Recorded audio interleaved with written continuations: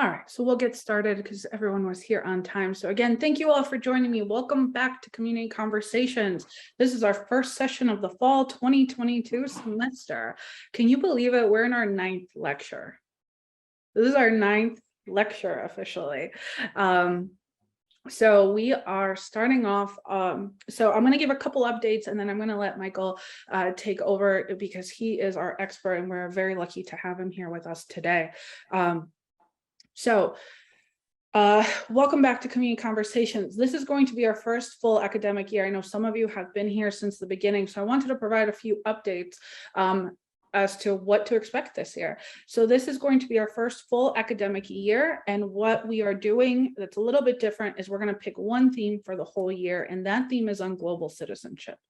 And throughout the course of the next few months, we're going to explore different aspects of not only citizenship, but what does that mean in a global community? So we're going to keep exploring some of the topics that we've been exploring, but add a few more and also take them to the next level, if that makes sense, right? We're going to start off the year talking about elections, right? And Michael, we are lucky to have Michael today, but we're lucky to have him for 2 sessions. He is going to be hosting our next session in October as well. And I'll give you an introduction to Michael in just one moment. But we're starting off this year talking about elections, right? We have sort of touched upon this in previous conversations, but we're really going to dive into government systems, how it works, elections, and why they matter for a number of reasons. One of them being elections are coming up, right? In November, we're all going to be voting for somebody. You know, depending on where we live. I know we live in different places, but we're going to be heading, out to elections. But we've also talked about this when we had our series about Ukraine and politics and why that matters, and also in immigration. So we've really touched upon these ideas about government and elections and why they matter. But Michael's going to really help us to dive deeper into that topic, right? And then we'll expand on our sessions from there. All right, well, let me introduce Michael. Michael Ferguson, who is going to be our speaker today, joined the Goodwin University faculty this fall and is teaching our community and organization advocacy course. He also teaches political science and history courses at Naugatuck Valley Community College, Post University, and Southern New Hampshire University.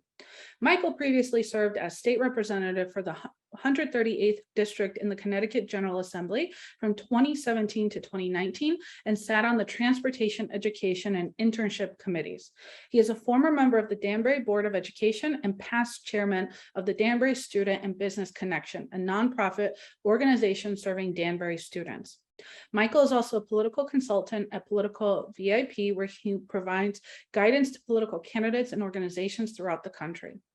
Michael has presented at various conferences over the years and has been a guest on WATR Radio, Fox 61, and WFSB Channel 3 to discuss current political events. He is currently working on an anthology textbook focused on American government. Michael graduated from Western Connecticut State University with his bachelor's degree in 2013 and master's degree in 2016. He is a lifelong resident of Danbury, Connecticut. Michael, welcome, and thank you for joining us here today. Thank you. Thank you. So how our presentation today is going to flow, Michael is going to share a bit of a lecture about the topic today. And then after that, we're going to go into our question and answer. I do have a few questions that we will be discussing, but please feel free, as always, to ask questions in the chat box or in the live session as well. So for right now, just give us a second to transition to his PowerPoint and we'll let Michael get started with his lecture. Thank you. So thank you very much. It's great to be here. Thank you for having me so I can talk not only this month, but next month as well. So the way this will basically work is today we'll focus a little bit more on government and the structure of government and how government operates. And then next month, we'll dive a little bit further into the election topic, although I'm sure elections will come up today as well. But it's great to be here and we can start going here.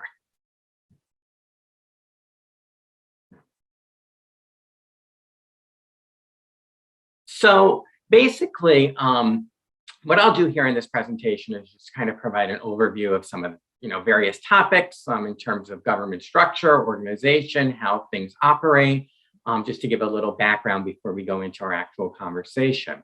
So government in the United States can be a little tricky or a little complicated at times. And part of that is because of having various levels of government, okay? And the reason for this is because of federalism. So federalism divides power between a central government and regional governments. And so in the United States, that is why we have not only the federal government, but then we have state government. So each of the 50 states have their own state government. And then that's even broken down further into local government. And so having county government, which Connecticut is actually unique because Connecticut is one of only 2 states that don't have county government. You would find that elsewhere throughout the country, but county government in other states, city government, town government, depending on where you live. And each covers and governs a certain section. So obviously federal government governs the entire country, state government will govern that particular state, and then local government will govern either city or town. If we move to the next slide. Perfect. So if we focus a little bit more at the federal level, although we can see this at the state level in ways as well, but federally, we probably have all heard of the 3 branches of government, the legislative, executive, and judicial branches, each focusing on a certain particular area and having certain powers associated. And so that's where the phrase separation of powers comes from. So government is designed at the federal level to have 3 branches, each with their own responsibilities, their own power, their own basically things that they're focused on. There's also within this a system of checks and balances, meaning that each branch serves as a check on the other. So there's things that the legislative branch do, but the executive branch can check that. So for instance, the legislative branch passes laws, the president being the executive, and the executive branch has the ability to veto those laws. The judicial branch has the ability to interpret those laws and rule whether or not they're constitutional or not. The ability for a president to nominate a Supreme Court justice is a responsibility of the president and the executive branch, but it is the legislative branch that then, being the Senate, that actually confirms those appointments or that appointment. And so you can see in various ways in which each branch serves as a check towards the other. And so you have this system of checks and balances. So if we explore a little further each of these branches, we have the legislative branch. So the legislative branch is the branch that makes the laws, okay? Now they do have the ability to override a president's veto, which is one of those checks that I mentioned before, but they are the ones to initially make the laws, okay? Now, Congress makes up the legislative branch. So Congress is this branch of government. And this, of course, is split between 2 houses, the Senate and the House of Representatives. So the Senate is equal across the board, every state having 2 senators, regardless of population. Senators are elected to 6-year terms. So that's actually even longer than the president. So every 6 years, a senator runs. As compared to the House of Representatives, where you have members elected every 2 years. So they are up in every election. So the election we will have this coming November, every single member of the House, all 435 of them, will be up for election. As compared to the Senate, where only a third will be up for election because their terms are staggered. The House is based on population. So a more populated state will have more representatives than a less populated state. And so this is basically part of a compromise that was created in order to bring about this creation of government here in the United States. Having one House be equal regardless of population, every state having 2 senators, and then of course the House being based on population of the state. The executive branch is the branch that carries out the laws. So initially a law is passed, or really a bill is passed by Congress. It goes to the president to either sign or veto. So the president has the ability to sign that into law or to veto it, which would mean that it does not actually officially become a law. As mentioned, this can go back to Congress to override. That's what it's referred to override a president's veto. But you have to have 2/3 of the vote in order to do that. It cannot be just a simple majority. And so the president obviously either signs or vetoes the law. And then once that, if the law is signed, it is up to the executive branch to actually carry out the laws. Okay, so this is not something that falls strictly just on the president, but throughout all of the various departments and agencies that make up the executive branch. Something that's interesting about the executive branch is that, yes, it is the president, and that's what we come to think of the most, but there are other aspects to the executive branch. So the various cabinet departments and agencies, so such as the State Department, Department of Transportation, Department of Education, Department of Homeland Security, all of these fall within the executive branch and are responsible then for carrying out legislation that has become law. To focus now, though, would be typically placed on the president, and so that is what we will focus on right now for a moment. So the president serves as both the head of state and the head of government. So this is somewhat unique as countries handle this a little different. It's interesting, kind of a timely topic here. If we look at Great Britain and with the passing of Queen Elizabeth, we kind of learned, if we didn't recognize this already, that in Great Britain, the Queen was, and now King, is the head of state, but not the head of government. Their prime minister is the head of government. And so it's split in a country like theirs. In the United States, it is not split, right? So in the United States, the president serves both roles, both as head of state and head of government. And so head of government, we've come to understand in, signing bills into laws, things of that nature. But head of state tends to be a little bit more ceremonial. Okay, so receiving foreign ambassadors or foreign figures, basically attending various events and functions in a more ceremonial role. The president is responsible for both. The president is also the commander-in-chief. And therefore, the president serves as the commander of the United States military. As I mentioned, the cabinet also makes up the executive branch and those departments, as well as the vice president, which is a somewhat unique position and somewhat unclear position in terms of just how much power the vice president has. Constitutionally, it's very limited.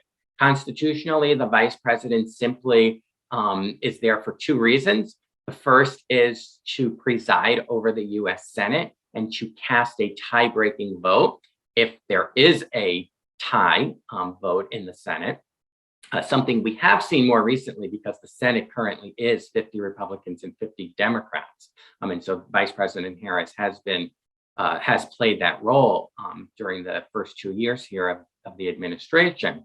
And then the second responsibility would be if the president were to leave office or pass away in office, the vice president steps in. Besides that, those are the only powers that are actually given to the vice president. It's actually up to the president to determine just how much more they would want to give to their vice president. And then if we move over to the judicial branch, that would be the third branch of government. The judicial branch essentially evaluates the laws. So they have what's referred to as the power of judicial review. And judicial review is basically the ability to rule certain laws or acts to be unconstitutional. And so that is a power that falls with the judicial branch. Judicial branch is made up of the Supreme Court as well as other federal courts. The Supreme Court has 9 justices, including a Chief Justice, as I mentioned before, and as we've all witnessed recently, and actually we've seen this now several times over the past few years, both under President Trump and President Biden. The president nominates, when there is a vacancy on the Supreme Court, the president nominates who they would like to fill that vacancy, but then their nomination goes to the Senate, and the Senate is the ones who actually confirm that. And so if a nominee is made, a nomination is made by the president, and the Senate confirms that individual, then they become a Supreme Court justice, and Supreme Court justices are eligible to serve for life. And so we see some variations here, whereas the legislative branch, there are actually no term limits for both the House and the Senate. The executive branch, there are, right? So a president is elected every 4 years. They can serve a maximum of 2 terms. And then Supreme Court justices are eligible to serve for life. And so another kind of check and balance or separation of powers and responsibilities in some regard can be seen there. Interestingly enough, these are Articles 1, 2, and 3 within the Constitution. Article 1 is the longest. The Founding Fathers believed that the legislative branch would be the most powerful branch of the 3 and play the most important role within the government. And for the first half of our history as a nation, we can see that really being true. It wasn't until, say, come the 20th century where that starts to shift. And I think we now see where the executive branch, particularly the president, plays a probably larger role and biggest role of these 3 branches, although all obviously are critically important and can be very influential depending on issues that they're dealing with. Okay, we can move to the next slide. So that's the federal level. If we shift the attention now to state and local government, so we tend to always know who the president is, vice president is, probably Speaker of the House, maybe a few other key federal officials, but we tend not to always fully know who represents us in our state and local government. We probably know who our governor is, maybe member of Congress, because that falls under the federal level, even though they're elected, within our state. But when you ask someone, well, do you know who your state representative is? Do you know who serves you on the city council or your school board? People may be a little less inclined to be able to fully answer that, which is unique because what state and local government does tends to impact our life on a more regular basis and just more so overall than what actually occurs at the federal level. And so if we look at this, I kind of mapped this out a little more so in terms of Connecticut.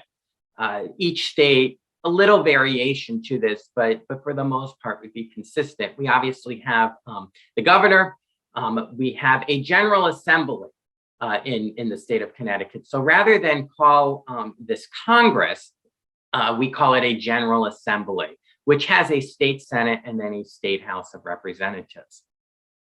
Works very similar to the federal level, but as I said, instead of having a Congress, it's referred to as a General Assembly.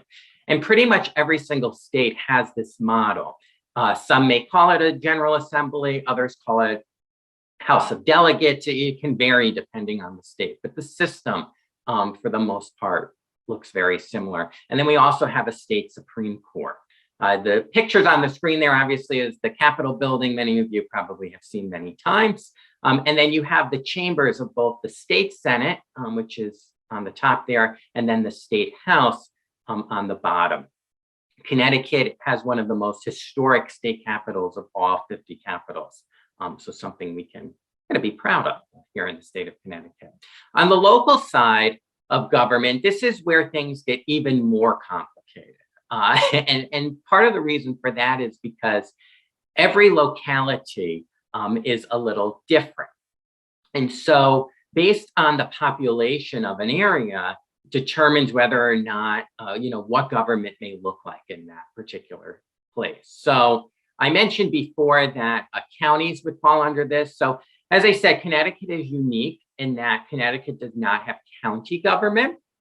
Connecticut and Rhode Island are the 2 states that do not. Pretty much everywhere else you will find county government within the United States. And so I mention it because it's important if you're ever in another state or you move to another state, it's something to be aware of. It's a whole nother level of government in that you have county executives and a county board and, various positions within county government. In Connecticut and throughout the country, there's also municipal government, which is essentially local government, government that governs over municipalities. And municipalities would be cities or towns.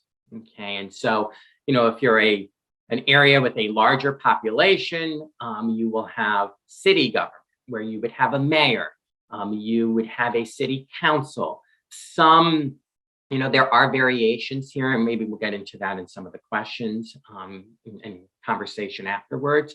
Some may have a city manager, though, and different responsibilities that fall to people in those positions. Smaller locations or smaller municipalities would be considered towns, okay? And their system of government is similar, but rather than have a mayor, they often have what's referred to as a first selectman, who is really a leader of a board of selectmen, and depending on the size of the town may determine how large that board is.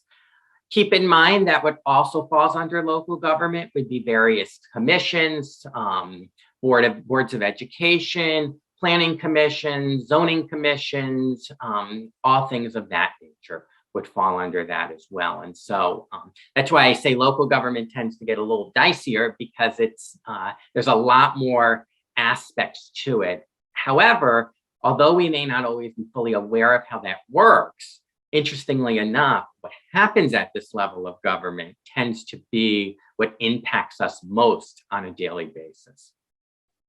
Next slide. So as I said, what happens at this level impacts us the most. And so there's a famous quote, "All politics is local," right? This is credited to Tip O'Neill, who was Speaker of the House back in the 1980s. And there's a few examples I put on the screen there.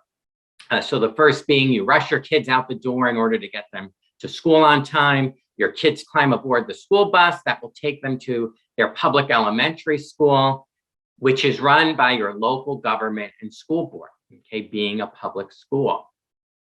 After school, as you drive home, you go over roads and bridges that were constructed and are maintained by your state and local government transportation departments, okay? On your way home, you also decide to stop at your favorite coffee shop, which is a business who makes their home in a small building, a building which aligns to local business building codes and is licensed by the local government.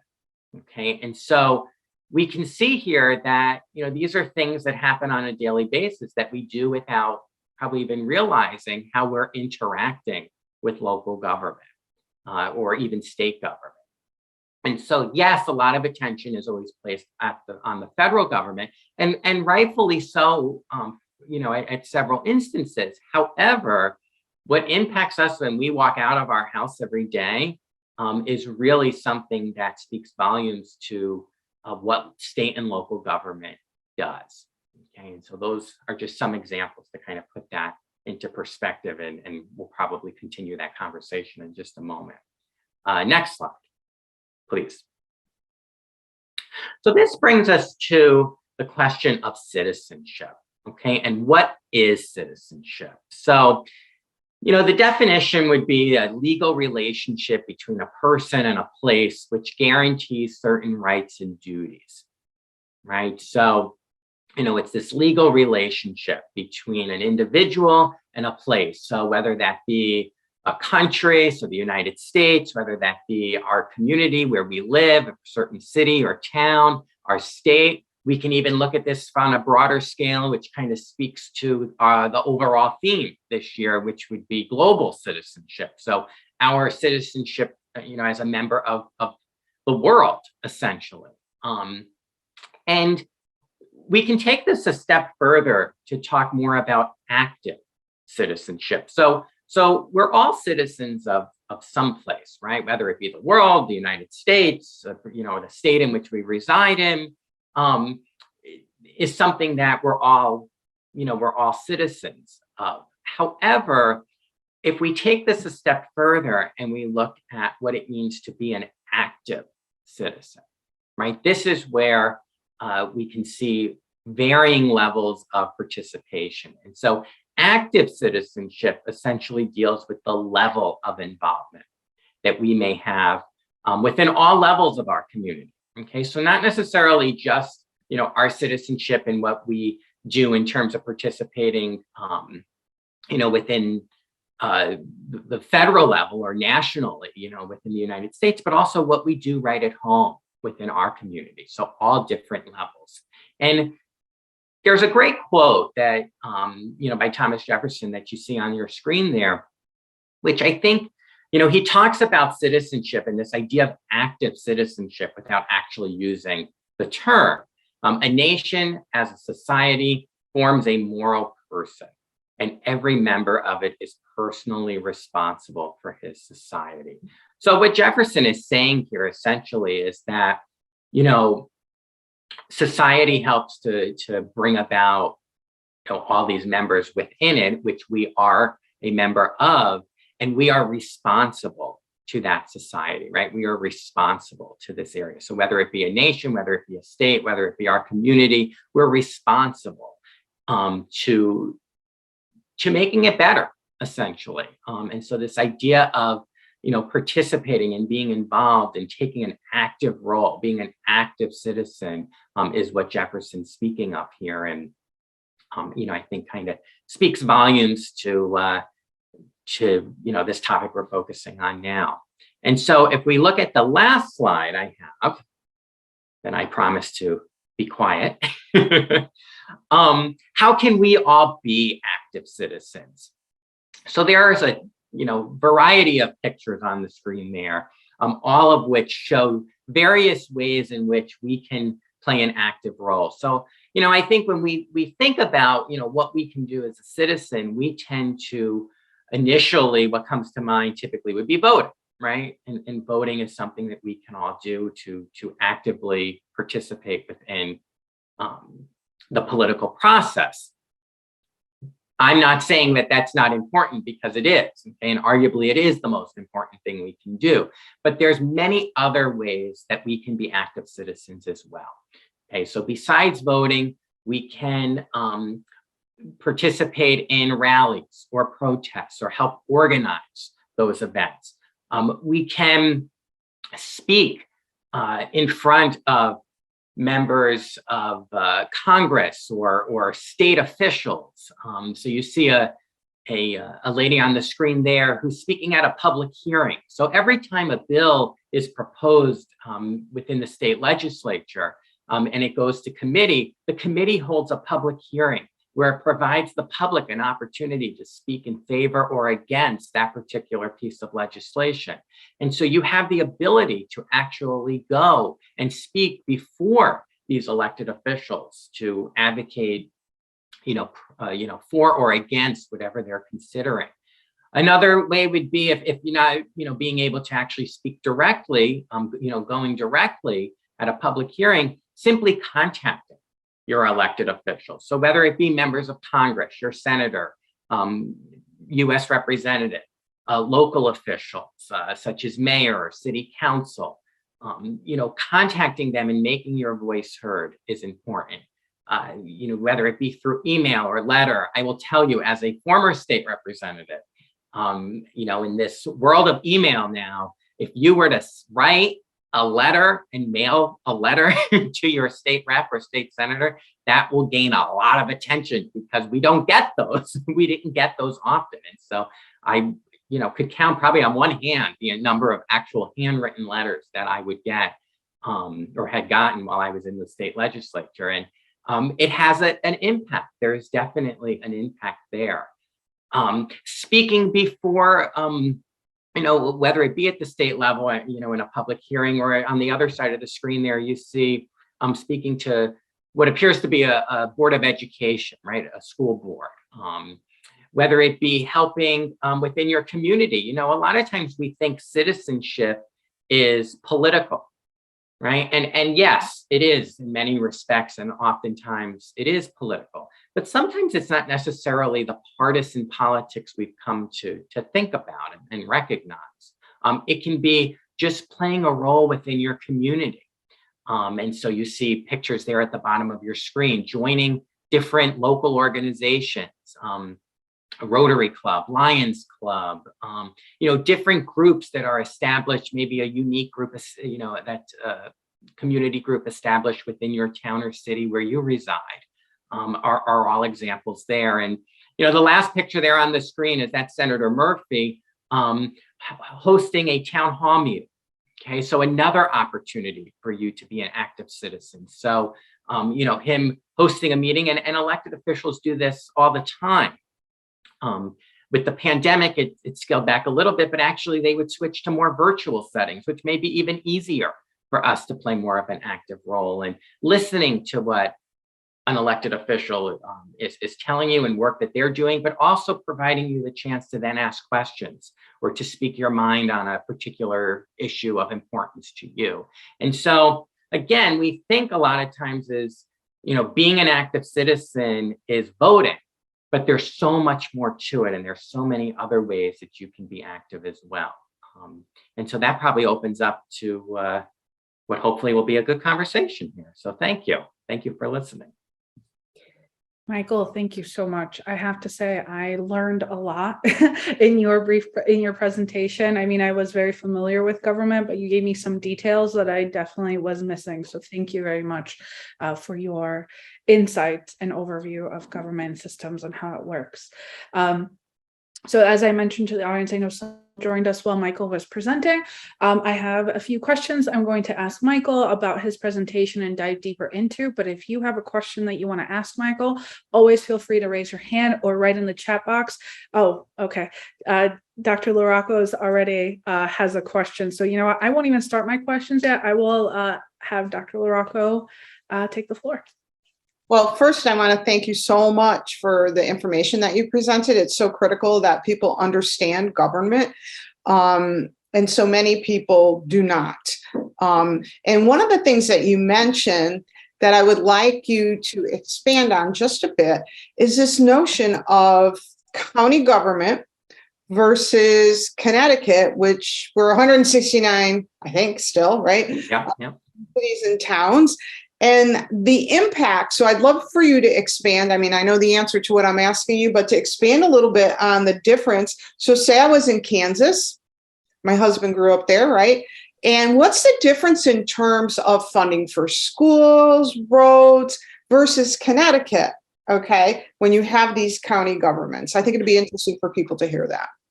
Yeah, so, you know, that's a good question. And it's something that often gets overlooked because being in Connecticut, you know, especially if you're born and raised here, this is all you know. So it's you know, you hear county government, you don't even know what that probably means.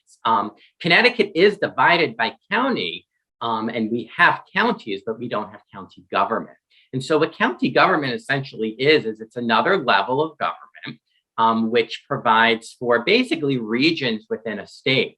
And so, you know, funding can trickle down from the federal level and state level into counties in order to disperse that to those counties and various ways within the counties. So, you know, whether that be schools within the counties, whether that be transportation issues or roads and construction, things of that nature within that county, there's resources or funding for it there. In Connecticut, it's unique in that we are 169 municipalities or cities and towns. And so each is responsible for their particular area. And so there's nowhere else to turn, essentially. And so you have to rely on state funding at times to come into your actual small town, especially if it is a small town, or you know, you have to be able to raise that to some degree within your locality. Now, the state does have the ability to reimburse for construction costs and transportation issues and stuff. They get involved in the whole education system and how funding is given to cities and towns for their public schools. You know, the state does send substantial amount of money to cities and towns. However, it's to each district, right? To each school district. And there are some examples of very small towns that have come together to have regional school districts in Connecticut at the K through 12 level. However, for the most part, you're still talking about well over 100 school districts.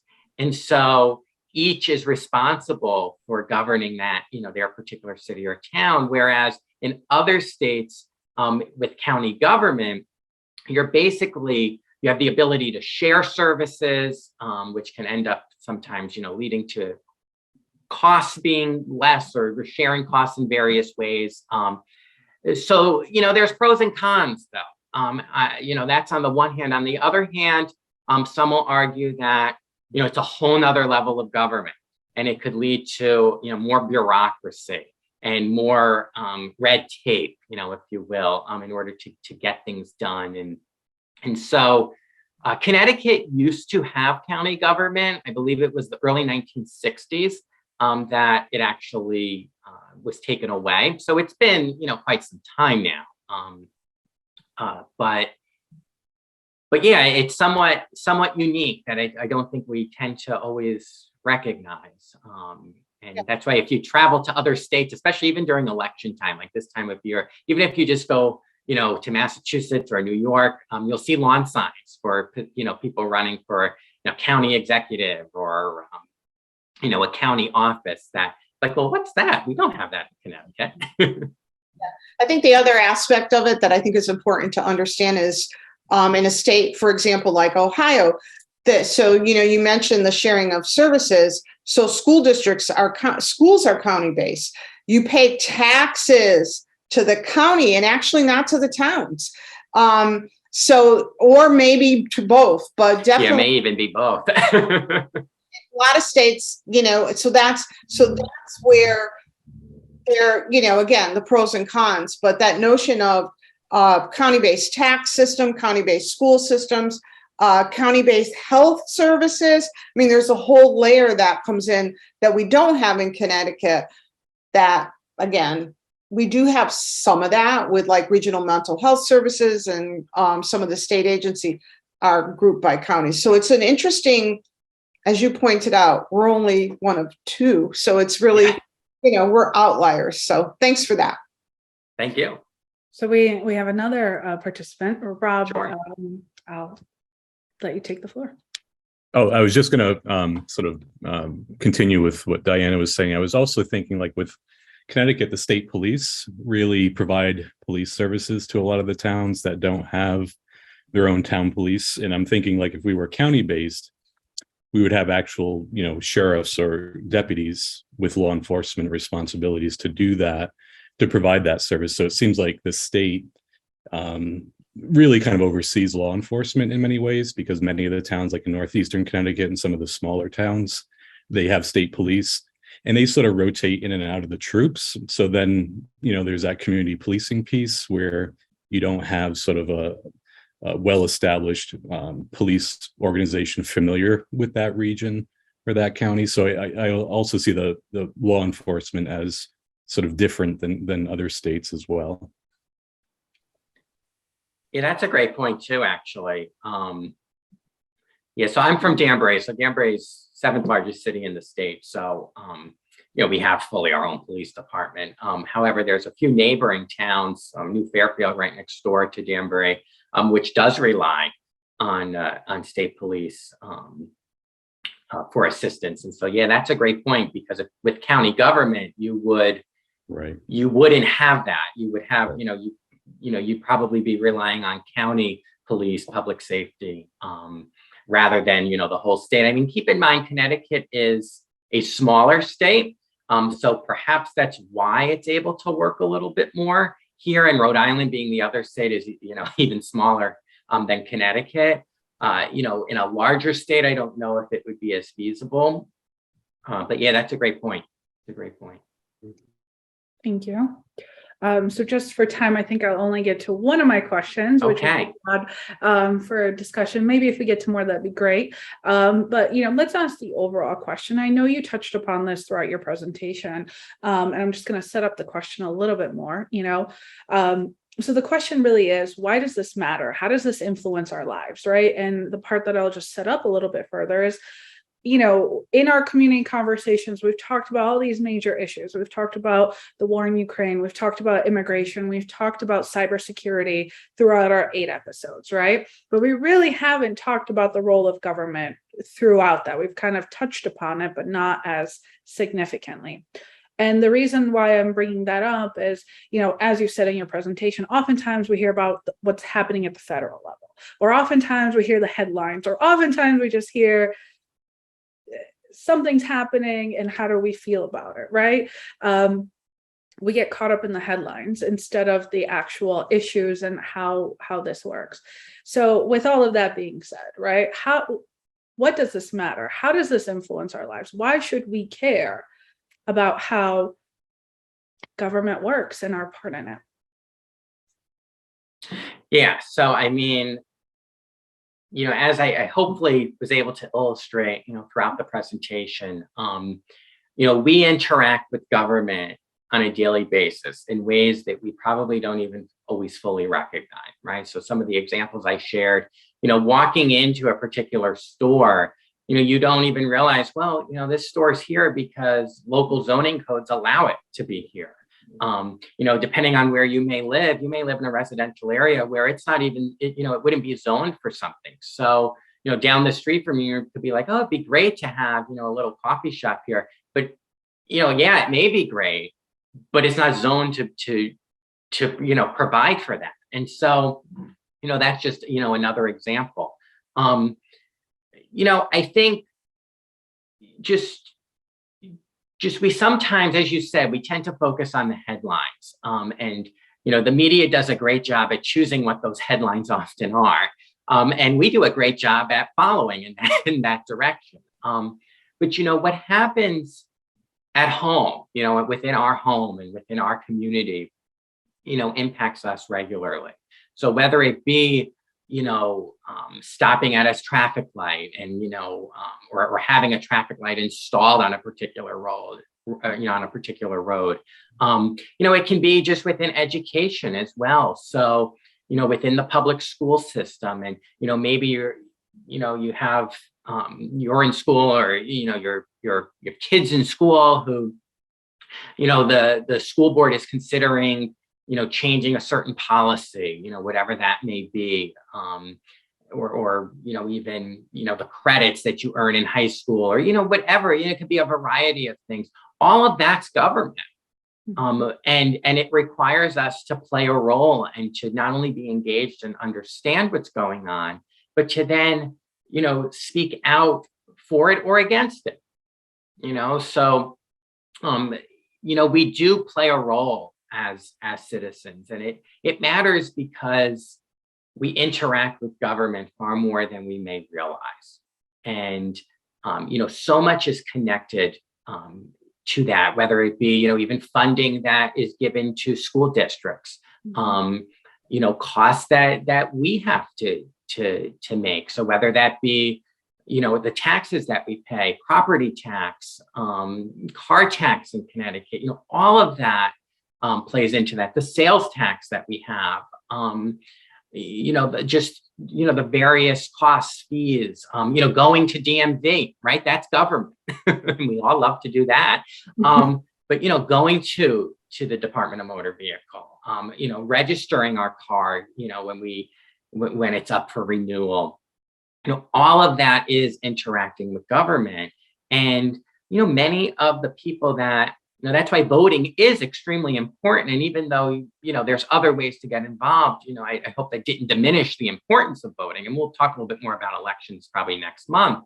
But, you know, when we do vote, we're voting for people who are making some of these decisions and things that we're living with on a daily basis. And thank you, Michael. And the reason I kind of smiled, if you caught that, was I was reading Ken's response, and, you know, he wrote something before, but he said buying a lottery ticket is interacting with. There you go. It's right. I got an image of going up the road and buying a lottery ticket. And just quickly, he wrote to an earlier conversation, there's a tendency to generalize. New York State Police provide services to many villages and unincorporated areas, and are also known to back up city, village, and county police forces, right? So I should, Ken is joining us from New York every session. Well, no, and I mean, I think that shows, the levels within government, and, even, states that have county government, what's, and we didn't really get into this, but what's important is the interaction amongst the levels of government as well. And so, yes, each have their defined features and responsibilities, but they also have to work together, especially state and local governments.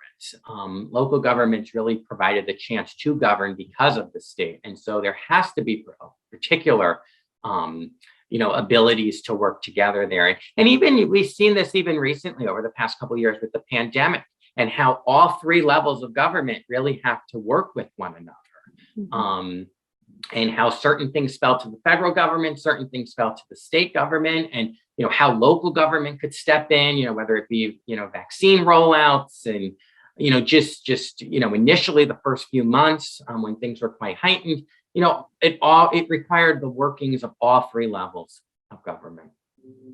I saw Dr. LaRocco's hand up first, and then we'll move to Ken. So Dr. LaRocco. Yeah, so just something I know we're going to touch on next time, and then in, I think, January, right, Lisa, will be doing. But, one of the things that is puzzling for me personally, and because I've been playing around with government for a long time, is the idea that we can make a difference. And you put that quote up about acting locally, about, government. Politics is local in what we do, how we interact with our mayor, with, if it's a town that has selectmen or select persons, I guess, whatever, or whoever it is, we have the capacity and the right to do that. And I think not enough people, they would rather be armchair critics than jump in and say, you know what, Michael, I really don't like the new tax that came down. Can we think about some other things and present facts? And I know we're going to talk about that in the future, but I think it ties in quite nicely with that interaction. As citizens, our ability to interact, and for us to use that ability, for us to use our rights is really, really important. So I just wanted to emphasize that. You hit on it, and I think it's just crucial. So thanks, Lisa. Thanks, Mike.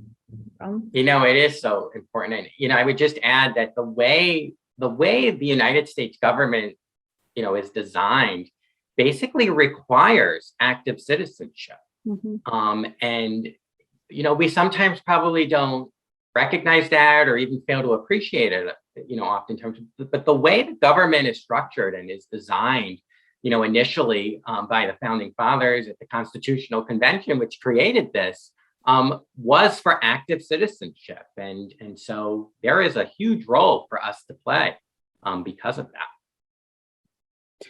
Ken. Well, I just have to say that the sociologists among us understand that the purpose of bureaucracy is to perpetuate the bureaucracy.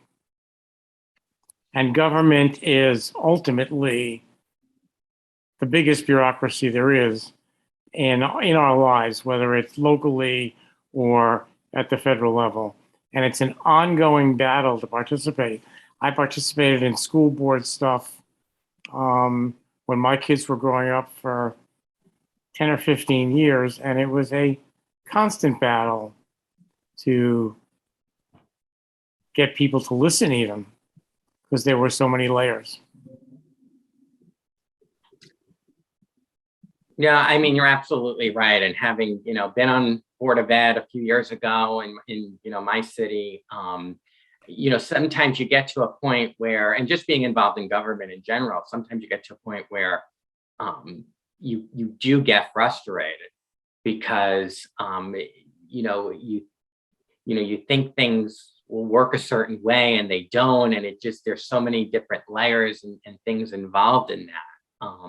And so it can be difficult. And I think a struggle that we have, especially nowadays, over the past several decades, is as things just continue to get kind of more complex and just various levels and just the rise of technology. And there's just so many factors there that, it sometimes is difficult to navigate some of that. And, I think that's something that, in terms of improvements that can be made, obviously is seeking an engaged, participant pool, trying to increase that and coming up with ways to do so is a challenge that decision makers have and even us as citizens have.